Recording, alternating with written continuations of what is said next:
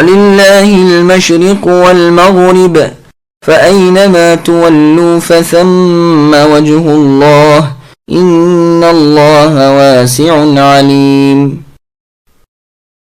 اور مشرق اور مغرب کے مالک اللہ ہی ہیں، تم جدھر بھی منہ کرو ادھر ہی اللہ کا منہ ہے۔ اللہ تعالیٰ کشادگی اور وسعت والے اور بڑے علم والے ہیں۔ سامعین، اب اس آیت کی تفسیر سماعت کیجیے۔ کعبۃ اللہ کو قبلہ بنایا جانا۔ اس آیت میں نبی صلی اللہ علیہ وسلم اور آپ کے ان صحابہ کرام رضی اللہ عنہم کو تسلی دی جا رہی ہے جو مکے سے نکالے گئے اور اپنی مسجد سے روکے گئے تھے۔ رسول اللہ مکہ مکرمہ میں بیت المقدس کی طرف منہ کر کے نماز پڑھتے تھے تو کعبۃ اللہ بھی سامنے ہی ہوتا تھا۔ جب مدینہ تشریف لائے تو 16 یا 17 ماہ تک تو ادھر ہی منہ کر کے نماز پڑھتے رہے، مگر پھر اللہ تعالیٰ نے کعبۃ اللہ کی طرف متوجہ ہونے کا حکم دیا، جیسا کہ بخاری اور مسلم میں ہے۔ ابو عبید قاسم بن سلام رحمۃ اللہ علیہ نے اپنی کتاب ناسخ و منسوخ میں ابن عباس رضی اللہ عنہما سے روایت نقل کی ہے کہ قرآن میں سب سے پہلا منسوخ کا حکم یہی قبلے کا ہے۔ للہ المشرق والی آیت نازل ہوئی، رسول اللہ بیت المقدس کی طرف منہ کر کے نمازیں پڑھتے، پھر آیت وَمِنْ حَيْثُ خَرَجْتَ نازل ہوئی اور رسول اللہ نے بیت اللہ کی طرف متوجہ ہو کر نماز ادا کرنا شروع کی۔ مدینے میں جب رسول اللہ بیت المقدس کی طرف منہ کر کے نماز پڑھتے رہے تو یہ یہودی بہت خوش ہوئے، لیکن جب یہ حکم چند ماہ کے بعد منسوخ ہوا اور رسول اللہ اپنی چاہت اور دعا اور انتظار کے مطابق کعبۃ اللہ کی طرف منہ کر کے نمازیں پڑھنے کا حکم دیے گئے تو ان یہودیوں نے تانے دینے شروع کر دیے کہ اب اس قبلے سے کیوں ہٹ گئے۔ تو اللہ تعالیٰ نے یہ آیت اتاری کہ مشرق و مغرب کے مالک اللہ تعالیٰ ہی ہیں۔ پھر یہ اعتراض کیا، جدھر اللہ کا حکم ہو پھر جانا چاہیے۔ ابن عباس رضی اللہ عنہما سے یہ بھی مروی ہے کہ مشرق و مغرب میں تم جہاں کہیں بھی ہو منہ کعبے کی طرف کرو۔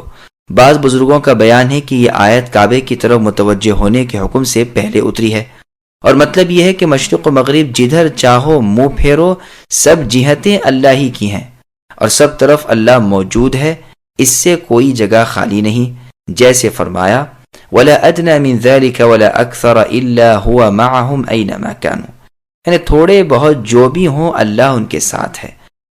پھر یہ حکم منسوخ ہو کر کعبۃ اللہ کی طرف متوجہ ہونا فرض ہوا۔ اس قول میں جو یہ لفظ ہیں کہ اللہ سے کوئی جگہ خالی نہیں، اگر اس سے مراد اللہ تعالیٰ کا علم ہو تو صحیح ہے، کوئی اللہ کے علم سے خالی نہیں، اور اگر ذات باری ہو یعنی خود اللہ تعالیٰ مراد ہوں تو ٹھیک نہیں۔ اللہ تعالیٰ کی پاک ذات اس سے بہت بلند و بالا ہے کہ وہ اپنی مخلوق میں سے کسی چیز میں حاضر ہو۔ نیز مطلب آیت کا یہ بھی بیان کیا گیا ہے کہ یہ آیت سفر اور رہروی اور خوف کے وقت کے لیے ہے کہ ان تینوں وقتوں میں نفل نماز کو جس طرف منہ ہو ادا کیا کرو۔ سواری پر اور تاریکی میں نماز پڑھنے کی تفصیل۔ ابن عمر رضی اللہ عنہما سے مروی ہے کہ ان کی اونٹنی کا منہ جس طرف ہوتا تھا نماز پڑھ لیتے تھے، اور فرماتے تھے کہ رسول اللہ صلی اللہ علیہ وسلم کا طریقہ یہی تھا، اور اس آیت کا مطلب بھی یہی ہے۔ آیت کا ذکر کیے بغیر یہ حدیث مسلم، ترمذی، نسائی، ابن ابی حاتم، ابن مردویہ وغیرہ میں مروی ہے، اور اصل اس کی صحیح بخاری، صحیح مسلم میں بھی موجود ہے۔ صحیح بخاری میں ہے کہ ابن عمر رضی اللہ عنہما سے جب نماز خوف کے بارے میں پوچھا جاتا تو نماز خوف کو بیان فرماتے اور کہتے کہ جب اس سے بھی زیادہ خوف ہو تو پیدل اور سوار کھڑے کھڑے پڑھ لیا کرو، منہ خواہ قبلے کی جانب ہو خواہ نہ ہو۔ نافع رحمہ اللہ کا بیان ہے کہ عبداللہ بن عمر رضی اللہ عنہما میرے خیال سے اسے مرفوع بیان کرتے تھے۔ امام شافعی رحمہ اللہ کا مشہور فرمان ہے کہ سفر خواہ پر امن ہو، خواہ خوف، ڈر اور لڑائی کا ہو، سواری پر نفل ادا کر لینے جائز ہیں۔ امام مالک رحمہ اللہ اور آپ کی جماعت اس کے خلاف ہے۔ ابو یوسف اور ابو سعید استخری بغیر سفر کے بھی سے جائز کہتے ہیں۔ انس رضی اللہ عنہ سے بھی یہ روایت ہے۔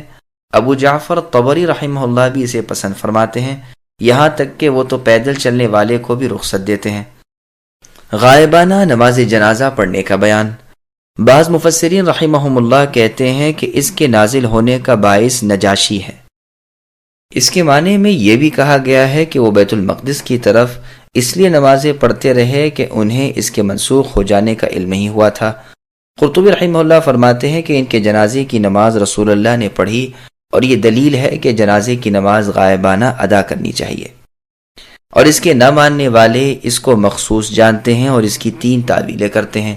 ایک تو یہ کہ رسول اللہ نے اس کے یعنی نجاشی کے جنازے کو دیکھ لیا، زمین آپ کے لیے لپیٹ لی گئی تھی۔ دوسری یہ کہ چونکہ وہاں ان کے پاس ان کے جنازے کی نماز پڑھنے والا اور کوئی نہ تھا، اس لیے رسول اللہ نے یہاں غائبانہ مدینے میں نماز جنازہ ادا کی۔ ابن عربی اسی جواب کو پسند کرتے ہیں۔ قرطبی کہتے ہیں کہ یہ ناممکن ہے کہ ایک بادشاہ مسلمان ہو اور اس کی قوم کا کوئی شخص اس کے پاس مسلمان نہ ہو۔ ابن عربی اس کے جواب میں کہتے ہیں کہ شاید ان کے نزدیک جنازے کی نماز کی شریعت نہ ہو۔ یہ جواب بہت اچھا ہے۔ تیسری یہ کہ آپ نے غائبانہ نماز جنازہ ادا کی تاکہ لوگوں کو رغبت ہو اور اس جیسے دوسرے بادشاہ دین اسلام کی طرف مائل ہوں۔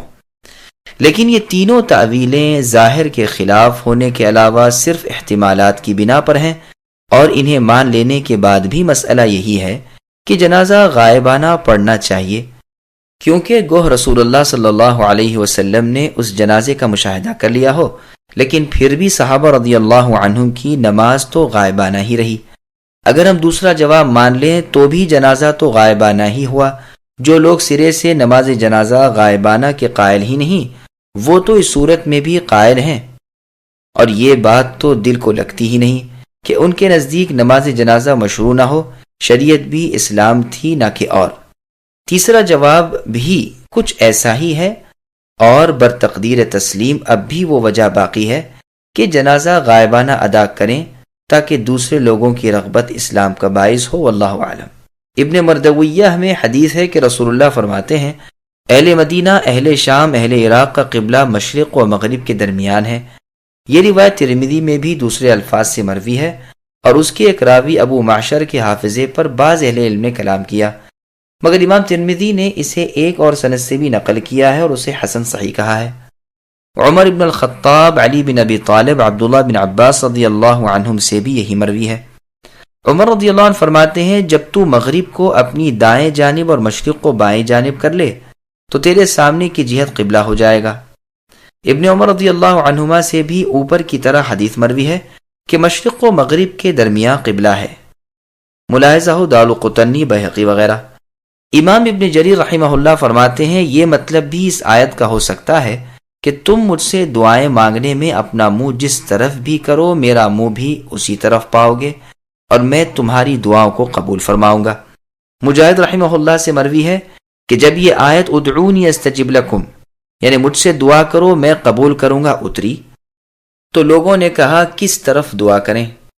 اس کے جواب میں یہ آیت فَأَيْنَمَا تُوَلُّوا فَثَمَّ وَجْهُ اللَّهِ نازل ہوئی۔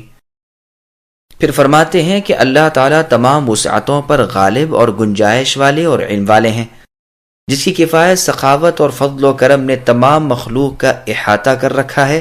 وہ سب چیزوں کو جانتے بھی ہیں، کوئی چھوٹی سے چھوٹی چیز بھی اللہ کے علم سے باہر نہیں، بلکہ وہ تمام چیزوں کے عالم ہیں۔